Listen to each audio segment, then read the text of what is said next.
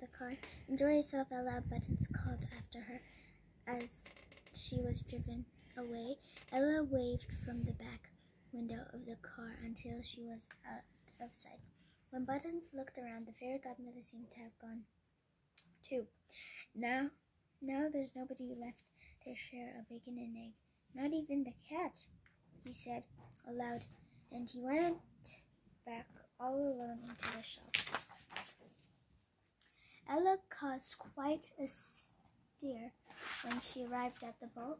None of the guests had been such a striking girl had seen such a striking girl before. One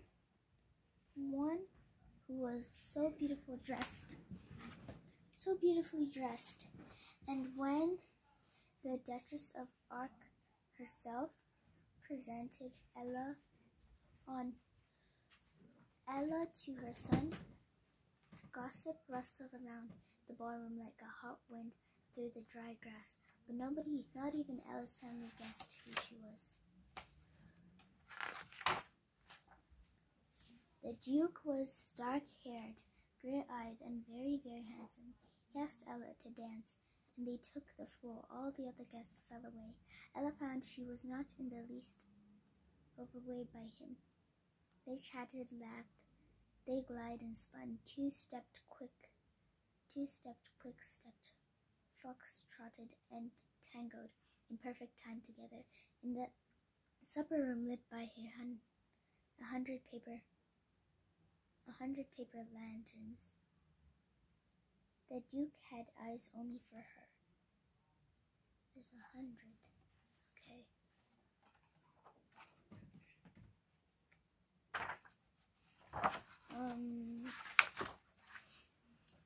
He had never met a girl like her. She was so full of life, so ready to enjoy herself compared with the cool beauties of his own circle. Of course, Ella did not notice the time. Why should she? She was having too much fun. She was waltzing in the Duke's arm. So when the clock began to strike midnight, what a terrible shock for Ella. 1, 2, 3, I've got to go, she muttered, diving across the ballroom. She scattered the astonished dancers. 4, 5, 6, she ran out of the French doors and down the many marble steps to the garden below. Stay with me. A moment, cried the Duke, hurrying after her, but Ella was fleeing away into the darkness. 7, 8, 9, I don't even know your name, he called. All he heard was the faint clang of the iron gates as they closed behind her. On the steps at his feet lay a little glass slipper. 10, 11, 12, the last stroke came, just as Ella reached the big gray limousine with the chamfer holding open door. In an instant, all the remained was Buttons' battered bicycle laying in the middle of the road. Beside it was the old gray cat with his coat standing on end, looking extremely put out. Ella looked down at her black dress. It seemed shabbier than ever, but somehow she found she was holding in her hand one little glass slipper. So she put it into her pocket, picked up the bicycle. Sadly, she had never learned to ride one, so she had to push it all the way back to the shop, limping along the road in her bare feet. The cat, refusing a lift in the basket, stalked off crossly into the night to make his own way home.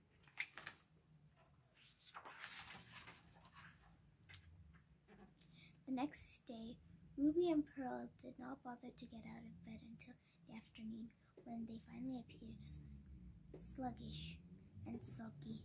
They settled down over coffee to gossip about the ball. Who was the mysterious beauty who had fascinated the Duke? Though they would never have admitted it, they were seething with jealousy. Ella said nothing. Instead, she slipped down to her basement room and took the little glass slipper from its hiding place under a pile of old scraps. She simply did not know what to make of all of it. Meanwhile, the Duke wandered restlessly through the gardens of the villa. He looked at the glass slipper inside. He had been accused to the company of the most charming ladies in Europe, but none had touched his heart like the stranger who had enchanted him at the ball. "I must find her," he whispered. Right away, he set out to search for the girl who had worn the glass slipper. He visited every street, every house in town, but wherever he went, no lady's foot quite fit. He began to despair.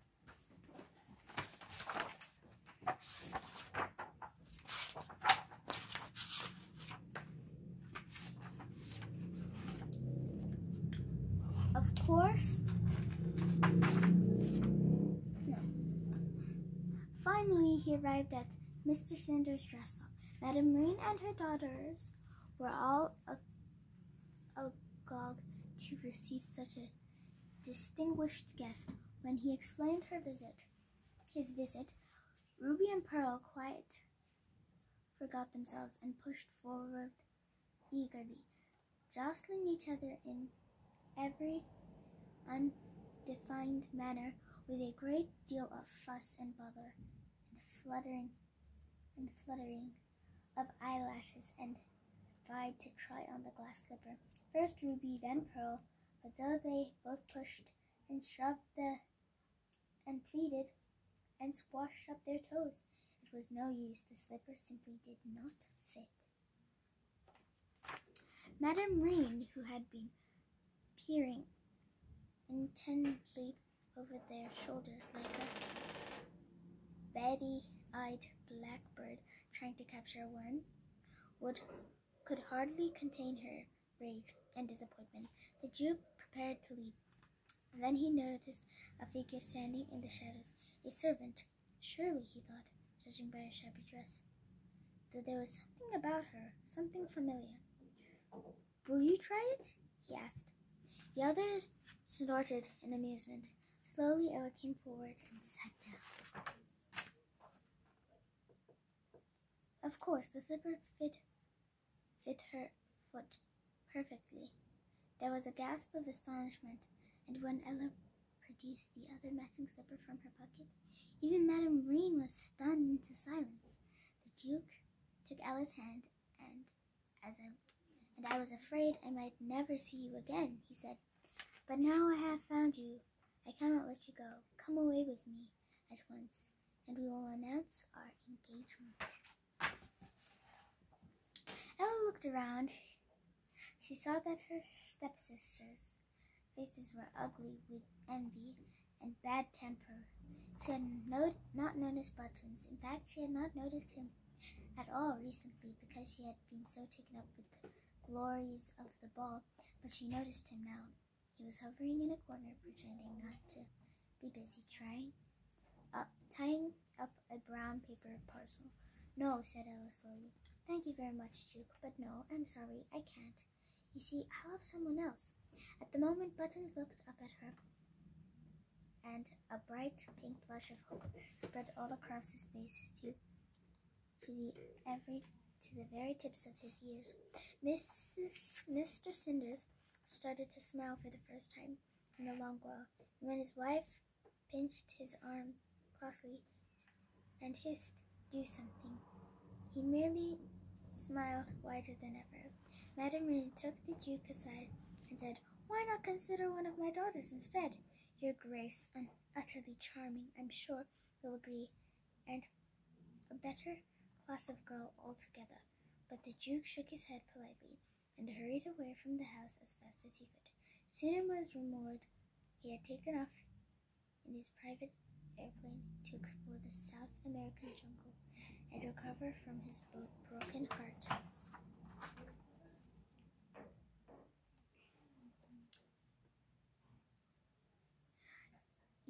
You could have been very rich, you know," Buttons said to Ella when they were alone together at last.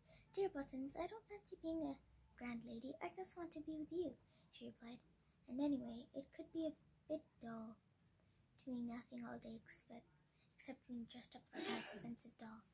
When we'll go off and start your own little shop, and I'll make stunning clothes, more beautiful than anyone has ever seen. And what's more, she added, I'll have first pick of them. When we are married, said Buttons, you may not live like a duchess, but you will eat like a queen. You never did try my bacon and eggs, did you? So off they went with Ella on the crossbar of the bicycle, wobbling a bit because they were laughing so much. The old gray cat in the basket, it was a lot more fun than being in the back of a limousine. They were too happy to notice a lady walking alone farther up the street carrying a fancy umbrella. She paused to watch them go, then smiling a secret smile, she walked on. And that's the end. So I'll show you all the pictures.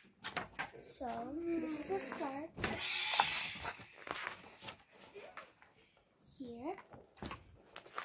Here. Here. Here. Here.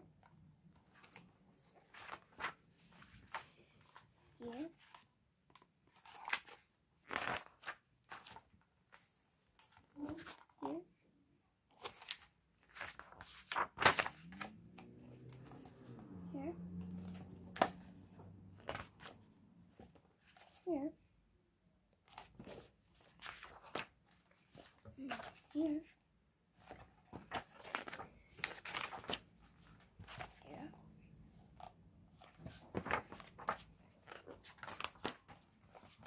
Is it that? She's showing them the pictures. Here. So how many pages? Here. Here. Here. Here.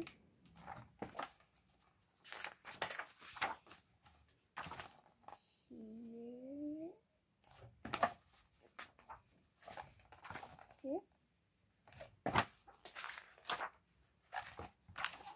Here.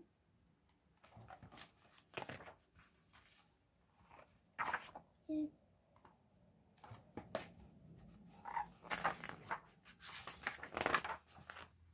Here. And here.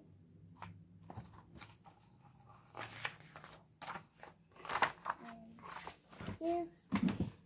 That's all. It's a long one. Oh, you have done a great one. I like the cloth. It's a blue dress. It's a beautiful dress. Okay, thank you so much. That's it. That was a nice Ella's big change. Chance. Oh, chance and not change. Yeah, chance. Okay, so thank you so much. Cinderella. So Larin has read a long story. So now go sleep well.